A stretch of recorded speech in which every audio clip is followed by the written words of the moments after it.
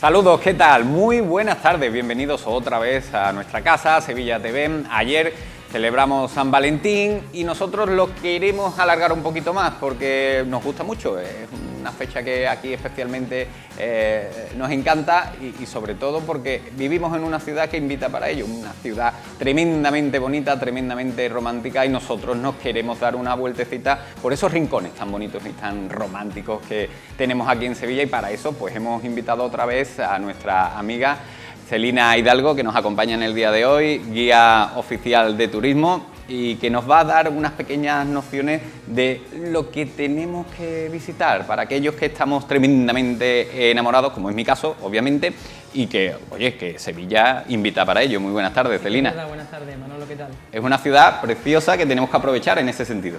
Sí, porque hay muchas ciudades que tienen fama de ser ciudad para enamorados, París, la ciudad del amor, Venecia también es muy romántica, pero es que Sevilla no lo es menos, ¿eh? Sevilla es para pasearla, es para enamorarse de ella y para pasearla si estás enamorado, evidentemente. Sí que es verdad que tiene determinados rincones, oye, que no le tiene nada que envidiar a París o... Pero en absoluto, yo te diría que incluso son más, hombre, para... Que muchas veces nos tildan a los sevillanos de que cuando decimos este tipo de cosas, de compararla con París, compararla con Roma, compararla con Venecia, como que... Pero oye, es que yo creo que tenemos todo el derecho del mundo a decirlo, ¿no? Ninguno. Sí, es verdad, Sevilla es una ciudad para románticos y para enamorados y para pasearse de la mano con un muchacho o muchacha o muchache aparente, sí que es verdad. Sí, porque ahora hay que... De todo. De todo. Así que te iba a preguntar lo primero. A ver. San Valentín, ¿dónde está enterrado? ¿Dónde reside? ¿Dónde está? Donde tú quieras. San Valentín está enterrado donde tú quieras. La fe está donde uno la siente, evidentemente. Y sí que es verdad que San Valentín es un santo. Bueno, San Valentín no es fiesta ya litúrgica. Ya no es fiesta litúrgica. La Iglesia ha dicho que no merece, no hay tantas pruebas de que haya esta santidad efectiva como para que sea fiesta pues eso no lo sabía yo, que ya la habían no quitado comercial. El santoral. Es una fiesta social, por así decirlo. Y sí que es verdad que, pero eso pasa con muchísimos santos, que tiene tantísimas reliquias repartidas por todos lados que podemos decir que está enterrado en 10 sitios. En Madrid está enterrado. Y en Roma, por supuesto, está enterrado, hay un cráneo y todo que se puede besar, porque para eso es San Valentín. Sí. Y bueno, en muchísimos sitios más, en Almería también. En Roma tampoco, fíjate que yo conozco cosas de Roma, pues eso de Roma que estaba San Valentín, el cráneo que se puede besar, eso no lo sabía yo. Esa historia hay que volver. San Valentín, es verdad que sus orígenes son itálicos, no voy a decir italiano porque entonces Italia no existía. Sí. Pero según la tradición se juntan dos Valentines, pero los dos tienen más o menos la misma historia. Por ahí por el siglo III eran, por lo visto, algún señor que estaba relacionado con la Iglesia y curó a un niño. Y por esa curación de un niño lo acusaron de algún tipo de brujería y murió en la cárcel. De ahí se pasa a que el emperador de aquel tiempo prohíbe casarse a sus soldados, porque los que se casan no quieren ir a la guerra o no van con la misma disposición, porque piensan en volver. Y parece ser que hay otro Valentín que se casa y desafía al imperio, y el imperio lo castiga por desobediencia. Ahí hay un batiburrillo de cosas, que es un hombre bueno porque con a un niño, es un hombre desobediente, y se junta todo en la figura de un obispo que casa a los jóvenes enamorados cristianos furtivamente, porque estaba prohibido casarse, porque el emperador es verdad que había prohibido casarse a sus soldados. ¿Quién era San Valentín? Un santo estupendo que hace que todos los 14 de febrero la gente celebre el amor. Es verdad que en la antigua Roma, entre el 13 y el 15 de febrero, se celebraba una fiesta pagana, la Lupercarnia, y los hombres mataban una cabra y un perro y salían por los caminos y le pegaban a todo lo que se le ponía por delante, sobre todo a las mujeres. Porque mientras más azotaban a las mujeres, la mujer más sufría y ese dolor las hacía más fértiles. O sea que todo es una fiesta pagana que se resume en que te tienen que regalar una flor en San Valentín. Menos mal que dimos con la inseminación y todo eso. Tú sabes ese tipo de cosas, sí, tú sabes, el dolor te lleva a la virtud. Eso es así. Claro, yo es que el otro día me contaban precisamente que San Valentín está enterrado también en Almería. También, como Walt Disney, que era también almeriense. Es verdad que las reliquias están, donde hay una reliquia, hay una tumba de un santo, da igual la reliquia que esté. Sí. Y si es posible que no esté en ningún sitio. Pero como el amor está en todas partes, San Valentín nos rodea por todos lados. Eso es Qué bonito te ha quedado eso, ¿eh? ¿Verdad que sí? Eso te ha quedado magnífico. Claro. Bueno, y hablando de esas rutas que nos venías a comentar, ¿por dónde empieza ese recorrido? Sobre todo, ¿por dónde lo hacéis ustedes y dónde se va organizando absolutamente todo? Porque, claro, en torno a este día San Valentín y teniendo a la figura de Bécquer, que nosotros tenemos aquí en Sevilla, que por cierto, este es su mes, ¿no? Si no me equivoco, estoy hablando de memoria, creo que Bécquer era sevillano. ¿Tú sabes que hay mucha gente que no lo sabe también? Sí, eso sí lo sabía. Y nació falleció en febrero, creo, lo que no me sé decir. Y por ahí, por la parte de la Alameda, tuvo una historia también romantiquísima, porque lo romántico de ahora no es lo romántico de entonces. Lo romántico de los tiempos de Becker era todo lo que era decadente. Está más relacionado con lo que hoy relacionamos nosotros con Halloween, con las cosas macabras, con todo lo que tiene que ver con la ultratumba. Lo que pasa es que ahora el romanticismo está mucho más edulcorado. Antes era más tétrico todo. Y más el desamor, ¿no? Y más el despecho es que lo que hay que celebrar siempre es el desamor. ¿Cuántas canciones de amor correspondido canta tu ardía? Muy pocas. Todas son de gente dejada. Muy pocas. Mira, ahí estamos viendo la glorieta de Becker. Fíjate que eso es un ejemplo claro. Eso está en el Parque de María Luisa. Eso es un monumento a Becker que financiaron entre los hermanos Álvarez Quintero y la ciudad de Sevilla, un preciosísimo monumento a Becker. Está en torno a un árbol, es un banco que está en torno a un árbol, ahí está. La efigie de Becker no es la tumba de Becker, hay gente que lo confunde. Becker está enterrado en el Panteón de los Sevillanos Ilustres, allí en lo que hoy es la Facultad de Bellas Artes. Y tiene un banco, en el banco están sentadas 3 muchachas, de un solo bloque de mármol además. Y cada una está en una posición. Y esas posiciones distintas de las muchachas simbolizan los 3 estados del amor, porque evidentemente el amor, si es de largo recorrido, tiene su fase. Hay una que está como así, como a la espera, otra que está contentísima y otra que está tristísima. Es el amor soñado, el amor habido y el amor perdido, evidentemente. Una cosa así como es precioso, los fantasmas del pasado, el fantasma del... como el cuento de Navidad, una cosa así. Es una glorieta magnífica, muy visitada, porque además tiene anaqueles donde se dejan los... Eso te iba a preguntar, ¿se visita mucho porque fíjate que está dentro del parque, que a lo mejor los visitantes van al Parque María Luisa, pero se olvidan de visitar la glorieta de Becker, porque además está... corrígeme, pero está un poquito apartada. Eso es lo que te crees tú porque no controlas bien el parque. Pero está cerquísima de la Plaza de España. Sí, pero está a mano derecha. Y como todo el mundo se va a mano izquierda... Eso sí es verdad. Más que la gente que va a visitar el parque, hay gente que va a visitar la glorieta específicamente.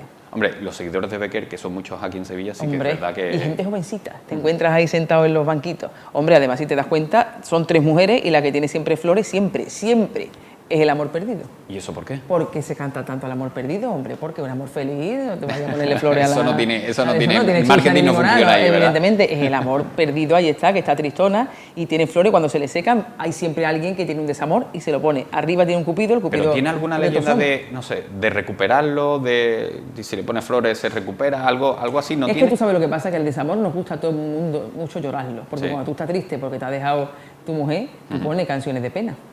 Porque a todo el mundo le gusta regodearse un poco en ese dolor. La amargura. Es la amargura, evidentemente. Si se da la vuelta, por detrás del monumento está el cupido herido, porque está el amor que hiere, que está retosando por ahí entre las muchachas, ese es el amor soñado.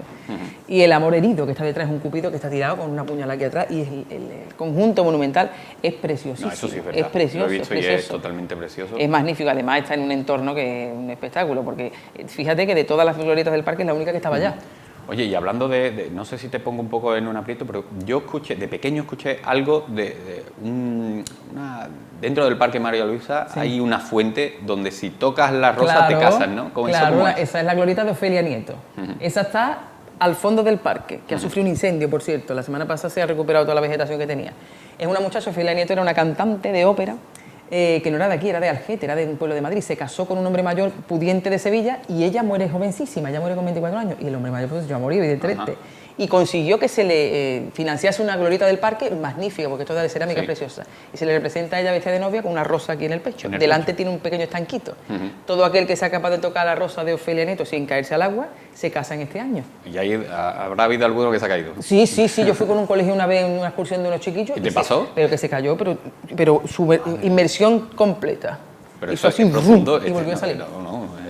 Está más o menos, ¿no? Que no es muy profundo, ¿no? Pero claro, tú como vas tocando la rosa, tú caes a plomo, así. No me quiero imaginar la caída que pegó. Hay que tener interés en tocarla, también te lo digo. Si no, no. Se toca si se tiene interés. Es complicado, pero la glorieta de Ofelia Nieto es otra. Es verdad que nunca lo he intentado, sinceramente te digo, nunca lo he intentado, pero sí que es verdad que he visto a muchas personas intentando llegar y se toca. Además, donde te tiene que agarrar, está negro. Tiene su aquel, pero se puede. Si se quiere, como tú te quieres casar, pues se puede. Si pues será que... Ahí está. Ahí tú tampoco la has tocado nunca. Será que, bueno, pues eso es lo que me tocará a mí, que no tengo yo mucho interés todavía en a ver si... Ofelia ya... A Ofelia ya la visitaremos otro día. Evidentemente. Qué bonito es el parque. El parque es un sitio romantiquísimo. El Parque María Luisa en sí es muy romántico. El parque de María Luisa. Los paseos por allí, claro. Además, allí está la glorieta de Alfonso XII, que está dentro del estanque de los Patos, todo es totalmente afrancesado, porque así lo hicieron los duques de Montpensier, porque el marido de la infanta María Luisa Fernanda era francés. Curioso imaginar ese parque entero como unos jardines para una sola persona, o mejor corrijo, para una sola familia. Sí, lo que pasa es que no era una familia cualquiera, Ya, porque ella era hermana de la reina y él era un personaje principalísimo francés, y el que tenía el taco era él. Era Antonio de Orleans, y tenía muy buen gusto. Entonces se compró el Palacio de San Telmo y los jardines los afrancesó completamente. Se hizo un estanque, que esto se lleva mucho en Francia, y se hizo una montaña artificial totalmente francesa, que es el Monte Gurugú. ¿Y por qué se le dice el Monte Gurugú? El Monte Gurugú lleva el nombre de un monte que está en África, que cuando la guerra, entonces estaba muy de moda, muy de moda, era de conversación general, y se le puso ese nombre en honor a todo lo que estaba pasando históricamente. Pero es una montaña de mentira, ¿eh? Sí, es de mentira, es un antojito del señor de Montpensier. Eso y el estanque, y al fondo del estanque está la glorieta de Alfonso XII, donde hay de vez en cuando conciertitos, donde cuenta la tradición que Alfonso XII le pidió matrimonio a su prima María de las Mercedes. Ajá. Eso cuenta la... No es posible porque ellos no se conocieron... No, pero yo sé, está documentado que no, porque ellos no se conocieron en el exilio en París. Pero sí que es verdad que es una de las grandes historias de amor que se cuenta en nuestro paseo, porque Alfonso XII y María de las Mercedes eran primos, pero el padre de María de las Mercedes, que es Antonio de Orleans, estaba enfrentadísimo con la madre de Alfonso XII, que era la reina exilial, Isabel II. Y había un enfrentamiento absoluto. Claro. Lucharon contra viento y marea. Esa es la madre de María de las Mercedes, María Luisa Fernanda. Qué sitio tan bonito. Ese sitio es especial para mi casa. Sí, es muy y bonito. Todo el mundo tiene que ver a María Luisa. Y al final se casaron contra viento y marea, y una tarde de la primavera, Merceditas cambió de color. Y Alfonsito, que estaba a su vera, fue y le dijo: ¿qué tienes, mi amor? Y es que la niña se había puesto mala. Y con 18 años murió la reina Mercedes. Y Alfonso XII la lloró toda la vida, porque Alfonso XII, como buen Borbón, desde que saludamos a todos los Borbones que nos están viendo, era muy mujeriego. Y dicen que su prima Mercedes lo había quitado de todo, que estaba hipnotizado por ella. Era un amor. ¿Se había enamorado? Sí, se había enamorado completamente. Totalmente. Y le duró 6 meses el amor al pobre. Esta es precisamente lo que estábamos hablando anteriormente, ¿no? La isleta que hay en el... Ahora le van a meter un restauro bueno. Sí. La isleta de los Patos es artificial, por eso tiene tantos problemas de conducción, porque no es un lago de verdad. Eso se llevaba en la Francia del siglo XIX, el crear en Francia, ese tipo de... Pero el señor de Montpensier se vino y vivió a la francesa, le dio un cachorro. Para que tú veas, en Francia en esa época ya existía, y parece que esto lo inventaron los japoneses, los estanques hechos así. Como el señor de Montpensier, aquí nos tocó la lotería con la pareja esta de Montpensier, y su mujer. Nos ha dejado un patrimonio tremendo. Es que él tenía muy buen gusto. Él tenía muy buen gusto y barrió la ciudad para bien. Los cisnes que ahora mismo, desde que estuvo el confinamiento, han parido ya 2 o 3 veces. Llevaban un montón de tiempo en la glorieta de los Patos. Se han mudado a otro sitio y vamos, parió un montón. La glorieta de los Patos no, pero en el estanque, en el que está a mano derecha, que no recuerdo el nombre como... Ese es el de los Lotos, ahí es donde está María Luisa. Ahí hay 2 ejemplares de cisne. Esos son los mismos, se han mudado. Se han mudado bien. durante el confinamiento. Sí, pero y se mudaron para allá. Se mudaron y tuvieron 2 niños y han tenido otros 2. Claro, pero es súper gracioso porque anteriormente, estando allí, nadie los podía tocar ni les podía dar de comer, y ahora se vienen y la gente le puede dar de comer. Han cambiado mucho. Se han puesto como tranquilos con el confinamiento. No están tan ariscos. Sí es cierto que antes eran... Es verdad que... La visión de la glorietilla de Alfonso XII con los cisnes, eso es. Pero sí que es verdad que a esa glorieta, a ese estanque, le ha dado muchísimo más vida, ¿eh? Porque desde que están allí y desde que salen y lo pueden ver, los pequeños se pueden acercar, pues le ha dado muchísimo más vida a esa zona de No es sitio de tránsito, porque lo que tú dices, todo el mundo va a la izquierda, ahí está María Luisa. Todo el mundo que va al parque debe de ir a ver a María Luisa, evidentemente, que tuvo una vida, la pobre, también un poquito... Sí. Y volvemos a la ruta, ¿y ahora dónde tiraríamos? ¿Al barrio de Santa Cruz, por ejemplo? Una vez que se ha pasado por el parque de María Luisa, Palacio de San Telmo, se pasa por delante de la Universidad de Sevilla, donde Carmen la Cigarrera tuvo todos los amores del mundo, no le dio la vida para todos los amores que tuvo Carmen la Cigarrera. ¿Y era para tanto? No. De hecho, era para tanto, la copla esta de Carmen la de España, yo soy la Carmen de España, es una declaración de intenciones, porque esa señora decía que no era para tanto, que ella era Carmen de España y no la de Merimé, porque la de Merimé ponía Carmen siempre por ahí, por Sierra Morena, con todos los bandoleros, con todos los guardias civiles, no era para tanto, era gente muy trabajadora, pero sí que es verdad que allí se darían historias de amor. ¿Y por qué? ¿Y de dónde viene esa fama? Hombre, es que la estampa de la cigarrera, tú imagínate. Si hoy para nosotros es una cosa exótica, porque es muy bonito una mujer, una cigarrera, no una mujer con un mantón, una cigarrera que lo llevaba como uniforme. Imagínate para los franceses, que en el siglo XIX, cuando terminaban las carreras, tenían un año para hacer el Grand Tour. Siempre se habían ido a Italia, después pasaron a Francia, estuvieron combinando. Y hubo 2, Washington Irving sobre todo, que se vino para esta parte y dijo, pero bueno, ¿esto qué es? Porque nosotros es que estamos acostumbrados a ciertas cosas. pero hay ciertas cosas que no son la normalidad en el mundo. ¿Sí? Tener ciudades como Sevilla, Córdoba y Granada, que son como orientales, en Europa, eso nada más que está aquí, tú no lo encuentras en Europa, ya te vas a Oriente sí, y Washington Irving sí que... A veces lo vemos desde esa perspectiva, ¿eh? Claro, decía Washington Irving que Sevilla, Córdoba y Granada eran perlas orientales en el Gris occidental, y es que es verdad. Y ahora te cruza por ahí, por la calle San Fernando, con un montón de mujeres que salen de trabajar todas a la vez. Porque entraron en turno, la primera vez en la historia, a trabajar como los hombres, las mujeres en la fábrica de tabaco. Mujeres que están acostumbradas a trabajar con hombres, por lo tanto son mujeres con ciertos reaños. Y eso es una estampa que los franceses que no se enteraban de nada dirían, estas mujeres tienen que llevarse por delante lo más grande. También eso está relacionado con que dentro de la fábrica de tabaco hacía mucho calor. Y en la galería de las mujeres tenían permiso para descotarse. Y entonces decían, los que no sabían de qué venía eso, decían que eran unas frescas todas, que es que enseñaban las pecheras. Pues eso unido a que eran mujeres un poquito altivas, eso hizo que las mujeres, que Carmen la cigarrera, que era una solamente, bueno, corriese por el barrio Santa Cruz como perseguida por los guardias, bueno, y le hizo la vida imposible al Escamillo todo el que pudo. Y a todos nosotros. O sea, que la leyenda sí es cierta. Que no era para tanto, vale, pero que la leyenda La figura sí. de Carmen La figura, sí existió. Hombre, eran mujeres, tú imagínate, hoy en día, si las mujeres tienen que trabajar el doble que los hombres para llegar un poquito a la mitad, imagínate en aquel tiempo. En aquella época. Pues... Mujeres y hombres trabajando juntos, nunca se había visto. No, claro. Y seguimos... como hemos dicho, por el barrio de Santa Cruz. ¿Y qué nos podemos encontrar ya por ahí, por ese barrio? Porque ahí sí que es cierto, Celina, que hay muchísimos rincones que son preciosos, son magníficos e invitan al romanticismo más espléndido, ¿no? Sí que es verdad. Por ahí, mira, se pasa. Nada más que pasando por la puerta del Alcázar, el Alcázar es un palacio real. Imagínate la de historias de amor que se han vivido ahí. Mira, esta es la plaza...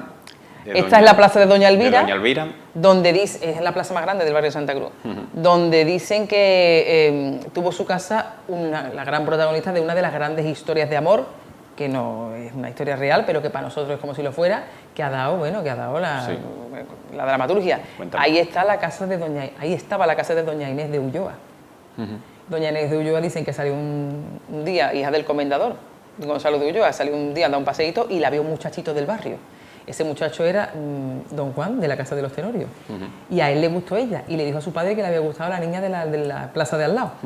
Y entonces doña Inés de Ulloa fue guardada en un convento para ser la futura esposa de don Juan Tenorio. A ella se le guardó en el convento para que fuese una mujer de bien.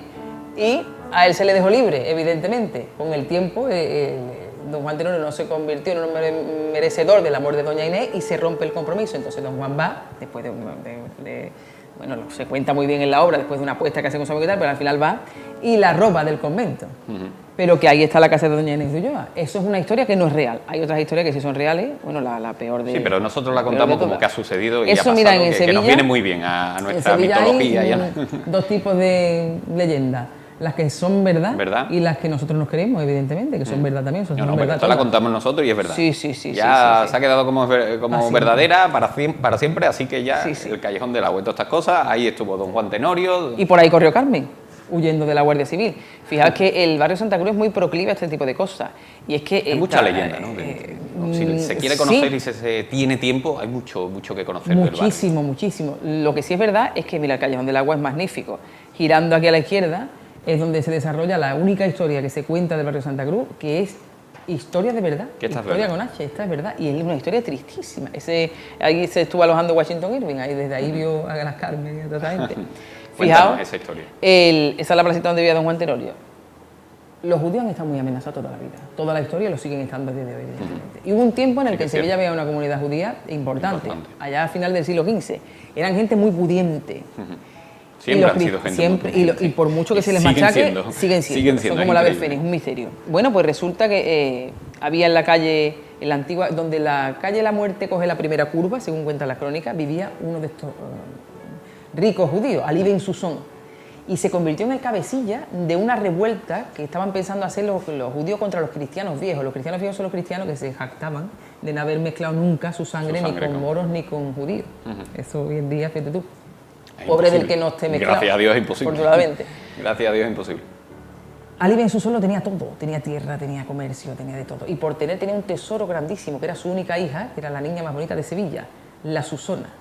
Y la Susona, por belleza y por posición, podía haber tenido el novio que quisiera, pero ella se fijó en el primogénito de una casta de cristianos viejos. Pero no pasa nada, porque en aquel tiempo todos los judíos se hacían pasar por judío converso. Y bueno, fueron novios tranquilamente, hasta que la Susona se enteró de que su padre estaba gestionando un motín contra los cristianos viejos y se vio ahí la pobre en un brete importante. ¿Qué hago? ¿Se lo cuento a mi muchacho y tiro por la borda todo lo que está haciendo mi padre? ¿O se lo cuento a mi padre y tengo que dejar a mi amor? No sé qué hacer, no sé qué hacer.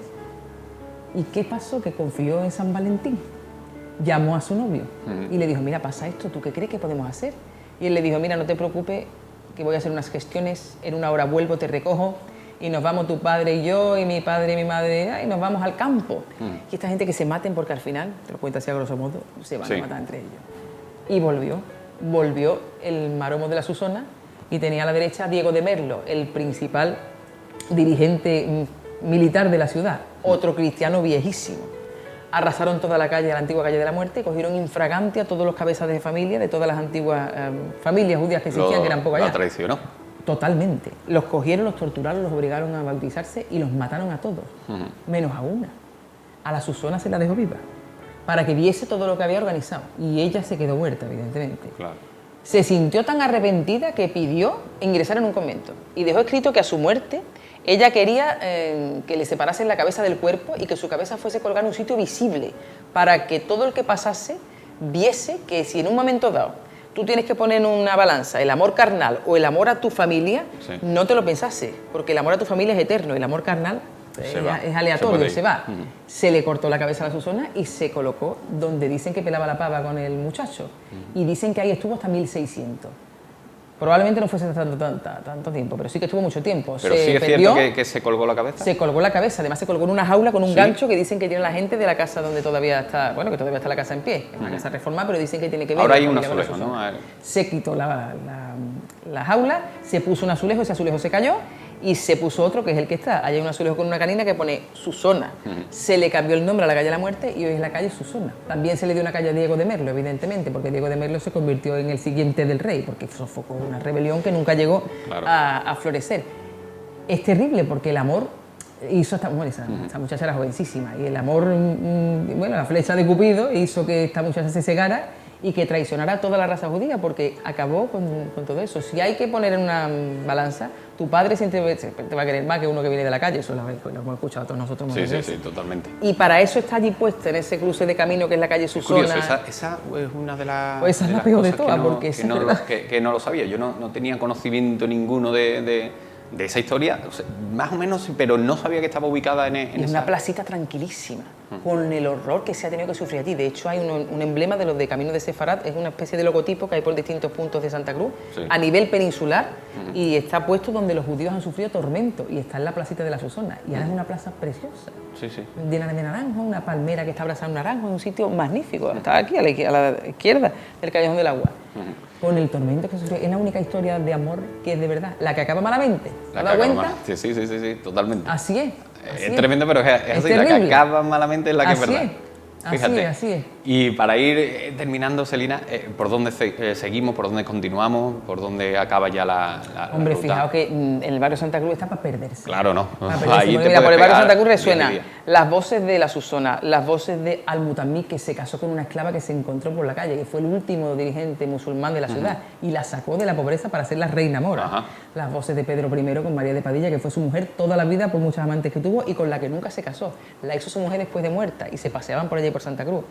Carlos I de España y V de Alemania vino a conocer a su prima Isabel de Portugal al Alcázar de Sevilla y se enamoró de ella en el momento y se casaron ipso facto. O sea que Sevilla es una ciudad que está sobrevolada. No, está llena de historias. Sí, totalmente. Del amor.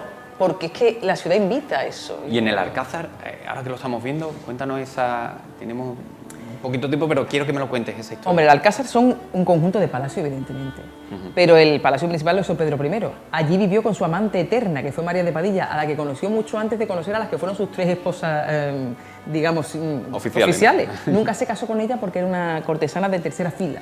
Y entonces eso habría fortalecido demasiado a la corte. No era digna de ser la esposa del rey. Y fue su mujer toda la vida. Con ella tuvo varios hijos, incluso que fuese su heredero. No pudo ser pero oficialmente no fue Pedro I murió violentamente y se lo tiraron del trono. En uno de los salones del Alcázar, en el salón del techo de Carlos V, esperó Isabel de Portugal, la reina más guapa que da la historia, a nivel internacional. a su primo Carlos I, que cuando lo vio se quedó estupefacta, porque Carlos I era tremendamente feo. Pero algo le vio que fue un flechazo absoluto. Y estaban pensando en casarse la semana siguiente y se casaron de momento. Después se hizo una boda oficial, pero que se casaron de momento, vámonos que nos vamos, porque se enamoraron y vivieron enamorados el poco tiempo que estuvieron casados, porque ella tuvo muchos hijos. Para vivir en el Alcázar también me enamoro yo, ¿eh? Sí, pero bueno, verás tú, mía, pero que es verdad que existió el amor. Sí. Y ahí en el Salón de Embajadores, donde seguramente se casaron Isabel de Portugal y Carlos V, ahí escribía poemas de amor al Mutamir para su Claro, amante y timán. Antes el amor era muy así, muy de escribir, muy de comunicarse de esa manera, Sí, no había WhatsApp. Una amiguita platónica. Sí, no También había dicen que WhatsApp, el no había amor, este tipo de cosas. que el amor es un invento del siglo XII, que el amor no existe en realidad, que es una cosa que se inventó para que la gente se casase y procrease, porque como se moría la gente tanto, Claro. para que de alguna manera nos inventáramos lo que hoy es el amor y lo que hoy es el concepto de familia. Celina, Pero es bonito. es bonito, el amor Viva el siempre es amor, bonito. claro que Claro sí. que sí, claro En todas que sí. sus vertientes. Nos tenemos que marchar, nos quedamos sin tiempo, Celina. Como siempre. Como siempre, es que esto podíamos estar hablando, yo qué sé, cuánto ¿Verdad? tiempo, ¿eh? Toda la Fíjate, vida. se nos ha ido. Eternamente, porque el amor a nuestra ciudad es el más eterno de todos. No, sobre todo, Sin eso duda. sin duda alguna. Yo te invito a que otro día te llamaremos. Cuando tú quieras, con hijo. motivo de cualquier historia que nos Claro, inventemos, buscamos te traemos una para que nos excusa. cuentes historia Claro de que nuestra sí. ciudad porque nos encanta. Así que muchísimas gracias A ti, por estar aquí. siempre. Y otro día nos veremos. Viva el amor, viva el amor. Nos tenemos que marchar, pero nada, vamos a tardar unos 3 minutitos, 4 minutitos y enseguida volvemos y hablamos de libros.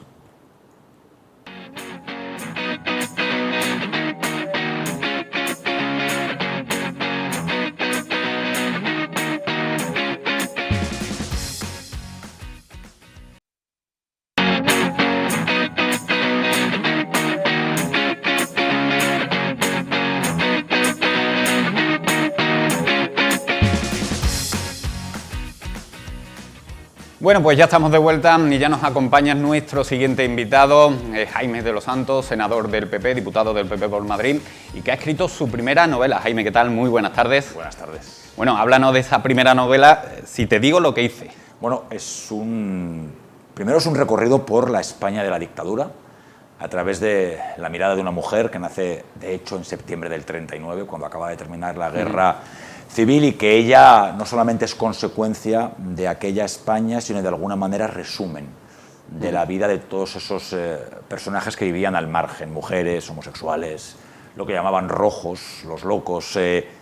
Es una radiografía de un tiempo mucho más que oscuro, que es el que caracterizó a la dictadura de Franco y que todavía hoy nosotros somos herederos, porque nos han educado hombres y mujeres que lo han hecho ya en libertad, pero todavía con restos de aquella España.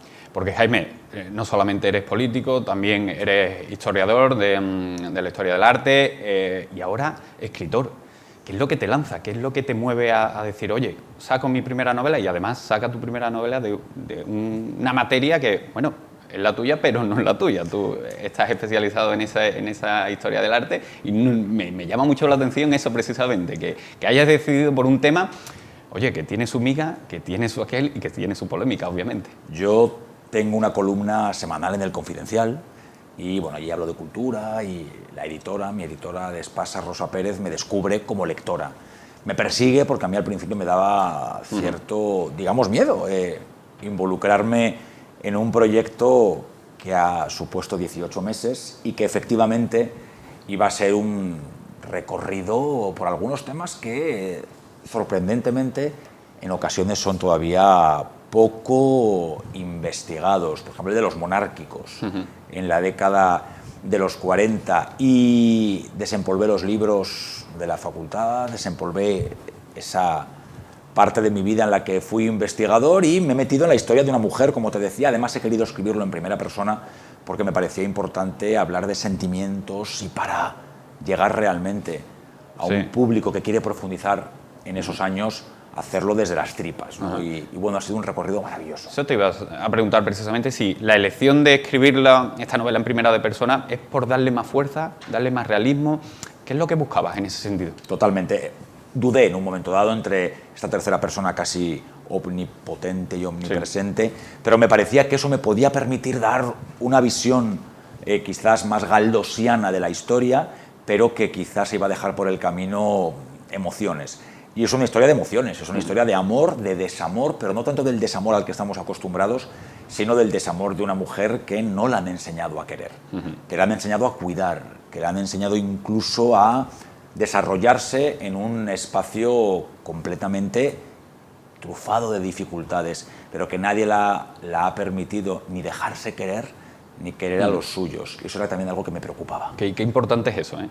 Parece que no, parece que es una tontería, pero que importantísimo es enseñar cómo se tiene que querer a una persona, sobre todo porque de aquellos polvos estos lodos, y estamos viendo cómo en la sociedad muchas veces ese tipo de cosas se dan. Y hablamos de empatía hoy todos, y de inteligencia emocional, y parece que se ha puesto muy de moda algo que por otro lado es imprescindible, pero hasta hace poco eran conceptos completamente extemporáneos, y yo diría que casi marcianos. Son nuestras madres, son nuestros padres, por supuesto, nuestras abuelas y nuestros abuelos. Pero que tú hablas de una novela, pero que realmente existen este tipo de cosas y se ven en muchísimos casos, es el día a día. Y además es que creo que esa época de la posguerra y de la guerra de la posguerra vuelve a la gente un poquito más fría en ese sentido, pero es el sobrevivir, ¿no? Les educan en el pecado, les educan en la falta de libertad. A las mujeres, de alguna manera, se las vuelve a silenciar, se las vuelve a arrinconar. Yo siempre digo que la democracia de la que tú y yo hoy disfrutamos y en la que hemos nacido se debe, por supuesto, a legisladores, a ciudadanos importantes, pero sobre todo a todas esas mujeres y a esos hombres que hicieron un recorrido, un viaje importantísimo, desde una España en la que habían sido educados para no permitir casi nada, claro, a otra en la que está permitido casi todo. Bueno, pues esos son realmente los constructores de esta sociedad. Eso te iba a preguntar. A la hora de escribir la novela, te documentas, vas viendo cosas, vas descubriendo cosas, redescubriendo cosas. De eso, lo que veníamos, la expresión que utilizaba antes, de esos lodos, de esos polvos, estos lodos, ¿qué es lo que más significa? Porque obviamente en general estamos viendo lo que significa esa guerra y lo que, bueno, pues nos ha costado. Pero de una forma más significativa que hayas descubierto, ¿qué es lo que todavía conservamos, desgraciadamente, de esa mala época de España? Bueno, yo hablo incluso en primera persona. Yo todavía, a través de la educación que me han dado en casa, en ocasiones redescubro determinados tics que tienen mucho que ver con aquello. La sexualidad, hasta hace muy poco, era un tema que seguía siendo tabú, efectivamente, y especialmente entre las mujeres. El colectivo LGTBI ha habido un despertar absoluto. Es verdad que desde el año 78, con aquellas manifestaciones en Barcelona y en Madrid, pero no nos olvidemos que hasta 1990 la Organización Mundial de la Salud consideraba a los miembros del colectivo LGTBI, a hombres y mujeres gays, lesbianas, transexuales, enfermos psiquiátricos. Eso es hace 4 días. Y sobre todo eso hay que seguir hablando, hay que seguir escribiendo, principalmente para que no se reediten errores terribles del pasado. De todo eso va esta historia, y yo creo que además con una perspectiva importante, la de la belleza, la de la cultura, como sostén y como ventana permanentemente abierta. A mí, permíteme que sea un poquito pelota, también hay que ser pelota, que si no, no volvéis, y yo quiero que volváis siempre, independientemente de broma. Sí que es cierto que me parece fascinante cómo se tocan determinadas cuestiones para buscar el objetivo final que tú quieres. Por ejemplo, violencia machista, colectivo LGTBI, incluso creo que también es importante, para destacarlo en la época y para llevarlo al objetivo que tú buscas, enfermedades de transmisión contagiosa, como bueno, uno de los personajes la tiene y la contrae en Marruecos, sirviendo al servicio militar también. Efectivamente. Yo creo que todas esas cosas, al final, no sé cómo lo has ido conjugando, pero creo que el resultado final te lleva una sonrisa, ¿no? Estás orgulloso de haber podido conseguir ese objetivo que buscabas, ¿no? Cosas que existían, cosas que están latentes. La violencia machista, hasta hace no tanto tampoco se escuchaba algo habrá hecho, aguanta, quería que eso quedara patente. Demostrado. Quería recordar que desde el 1 de enero de 2003 hay 1.128 mujeres que han sido víctimas de violencia machista en España, una violencia que algunos niegan y que sin embargo es la que se ejerce sobre las mujeres por el simple hecho de ser mujeres. En aquella España, insisto, algo que era absolutamente cotidiano. Sí. la sífilis, una enfermedad que atraviesa Occidente, que grandes hombres e intelectuales la padecen. El propio Nietzsche acaba sus días con la enfermedad y además con muchas dolencias sobrevenidas por la misma, y es una historia de los hombres, mujeres, de los ciudadanos que viven en los márgenes. Las dictaduras de todo signo lo que hacen es arrinconar a quienes se salen de la norma, y la norma es tan asfixiante que a priori casi todos hoy estaríamos al margen de ese mundo. Bueno, pues yo creo que eso es importante, insisto, recalcarlo. En ocasiones se escuchan desde determinados lugares grandes verdades que asustan hoy en pleno siglo XXI, en el año 2022.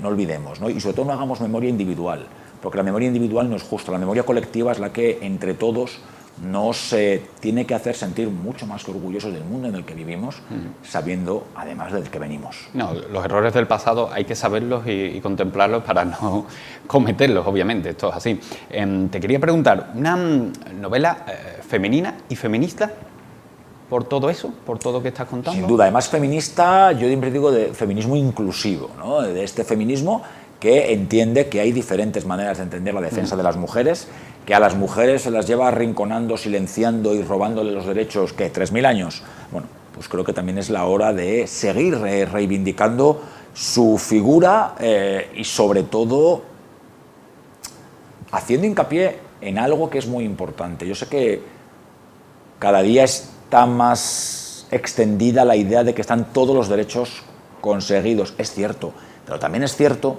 que sigue habiendo en algunos lugares, en algunos espacios sociales, determinados tics que tienen que ver con un pasado, insisto, de siglos y siglos en los que el hombre ha sido preponderante. ¿O más a nivel laboral? Yo creo que por la brecha salarial y sobre todo también pues, los techos de cristales, ¿no? Que tienen que ir rompiendo conforme no avanzan en el plano empresarial. Creemos que no hay más que hacer cuando en España, en alta dirección, solamente el 3% son mujeres. En el mundo tecnológico sigue habiendo eminentemente más hombres. Pues yo creo que todavía tenemos que trabajar, sobre todo en justicia, por supuesto, y en igualdad real. Y en ocasiones, cuando se juzga al feminismo más radicalizado, más beligerante, que a mí no me gusta, yo siempre digo que es cierto que el excluyente nunca puede ser bueno, pero que quizá a las mujeres las debamos unos cuantos milenios como para al menos entender según qué posturas. Fíjate, Jaime, es una cosa de que yo venía informándome sobre tu libro, sobre tu obra y leyendo un poco y me atisbaba a situaciones de la vida cotidiana, de lo que estamos viviendo en estos momentos, leyendo del pasado y me recordaba situaciones de ahora. Preparando la entrevista pensaba que era lo que me iba a ocurrir, que íbamos a hablar del libro, pero que nos íbamos a retrotraer ahora al presente, nos íbamos a evadir de ese pasado y nos íbamos a venir al presente. Y es lo que está ocurriendo. Estamos hablando de tu libro, pero estamos hablando de cosas presentes. No sé si es tu intención, era lo que buscaba o es lo que ha conseguido la novela finalmente. Somos herederos de aquello, insisto, en mayor o menor grado. Y luego hay temas que son universales. Otro tema que a mí me apetecía resaltar era el de las mujeres prostituidas, ¿no? Hay un personaje que necesita para vivir, ¿no? Claro. De el único bien que tiene, que es su cuerpo.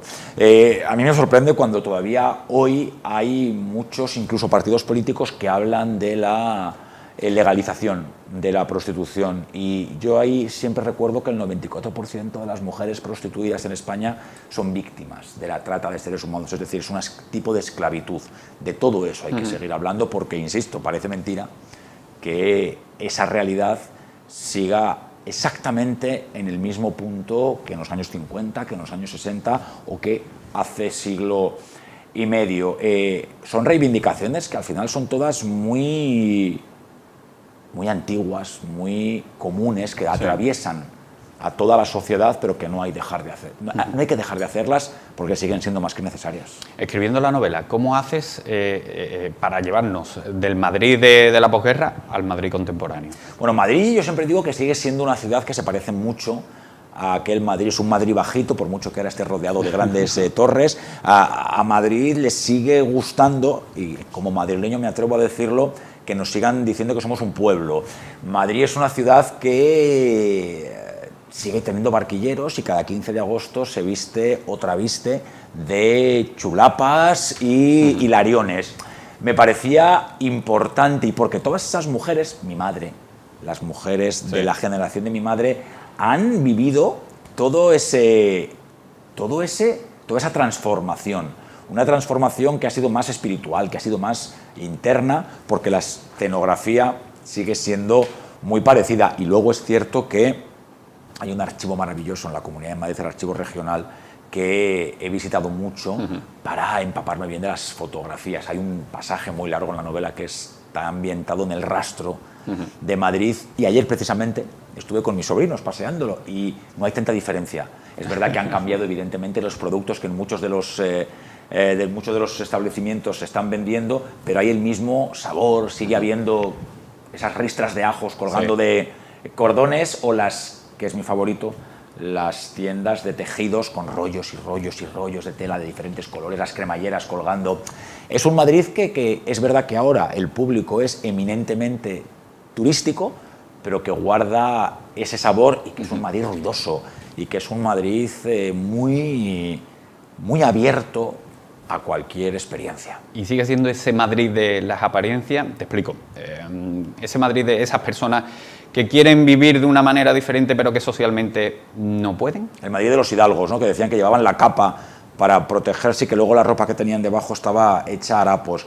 Bueno, Madrid es una ciudad maravillosa. Madrid es la capital, pero yo creo que Madrid lo bueno que tiene es que tiene un poco de cada región de España, ¿no? Allí llega todo el mundo, se siente cómodo, pero sobre todo, que para mí es lo más importante, todo el que llega a Madrid deja parte de su idiosincrasia. Madrid está lleno de andaluces, de catalanes, de vascos, de valencianos y, por supuesto, de personas que vienen de otros países, de otros continentes, y eso es lo que además hay que reivindicar. Yo siempre digo que, más allá del crisol, que es una cosa como muy manida y que se dice mucho, España, y en concreto Madrid, y en esta historia también se cuenta, es un gran puzzle en el que cada pieza, por muy distinta que sea, acaba encajando, acaba encontrando su sitio, y eso es lo realmente bello. Yo tengo además padre y madre madrileños, 4 abuelos madrileños, que esto tampoco es muy habitual, o sea, pero tú eres gato, ¿no? Absoluto. Y aún así estamos rodeados permanentemente por este tipo de tradiciones. Yo siempre digo que después de Andalucía, o casi a la par, donde mejor flamenco se ve,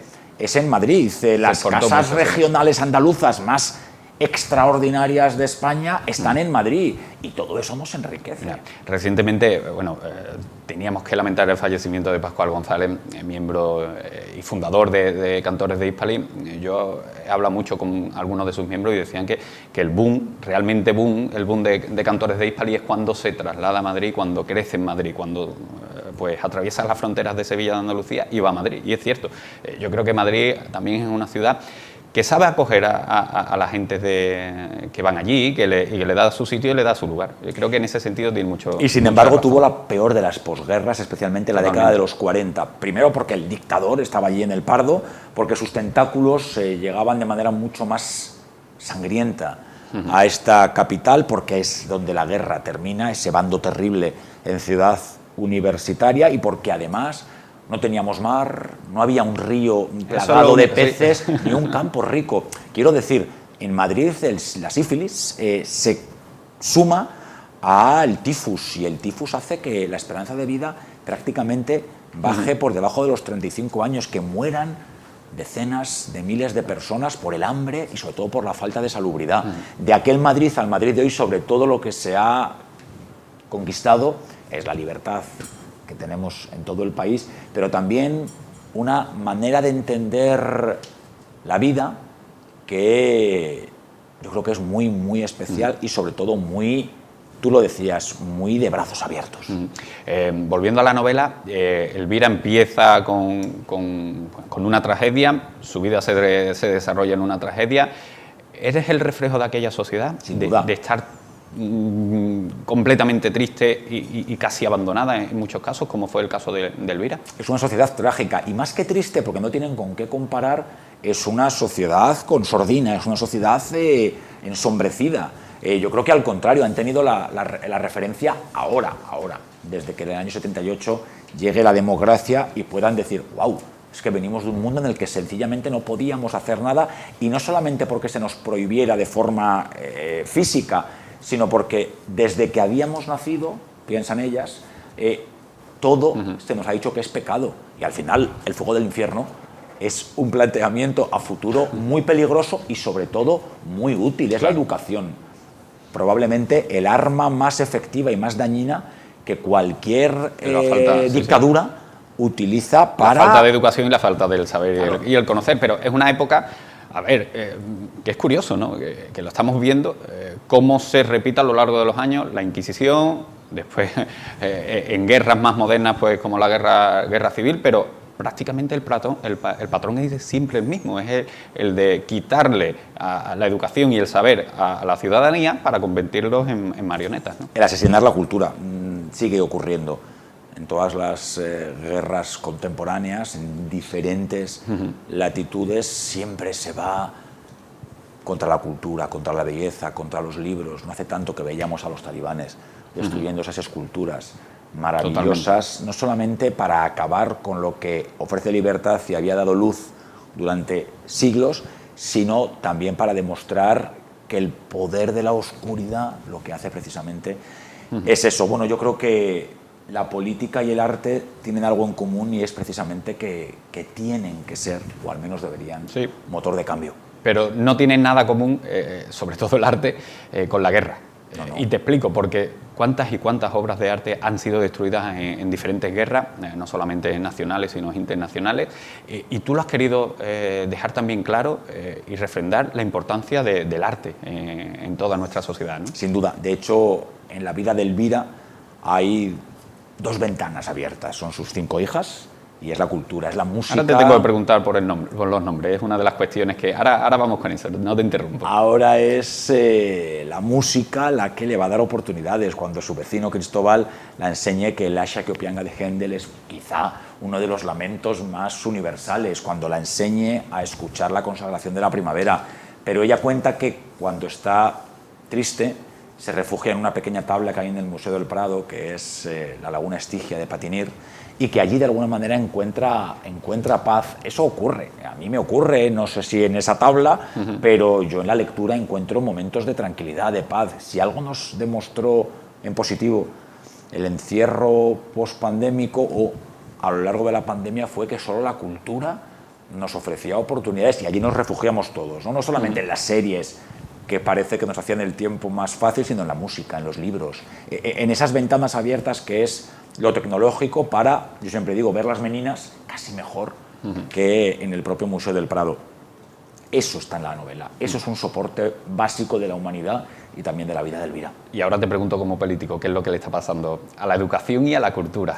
¿Por qué las tenemos abandonadas? ¿Por qué las tenemos un poquito dejadas? Yo creo que hay mucho que hacer. Ya aprovecho, es que si te tengo aquí no te pregunto. De hecho, yo creo que los gobernantes que olvidan la cultura se equivocan profundamente.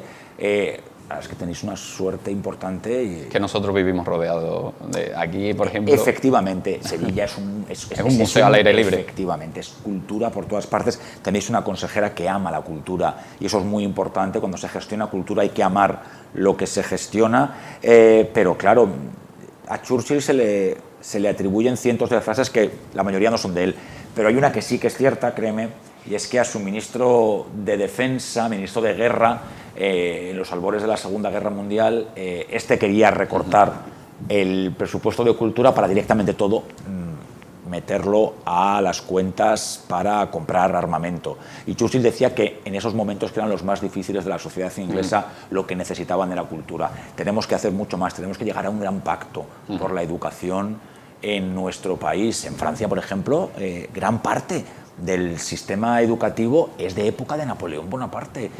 Creo que tenemos todavía mucho que hacer, y que además con estos choques frontales por estos temas lo que hacemos es un favor muy flaco a la democracia. Y yo creo que en eso además es donde todos tendríamos que ponernos de acuerdo. Estoy seguro que además que somos ejemplares como país, eso llegará más pronto que tarde. En ese sentido, también te quería preguntar, ¿cómo un político cómo un historiador se decide también a crear esa novela y a ponerse, no sé, en el foco un poco también de las giras políticas. Es exponerse un poco, ¿no? En ese sentido, ¿no? No sé si has recibido alguna crítica. No.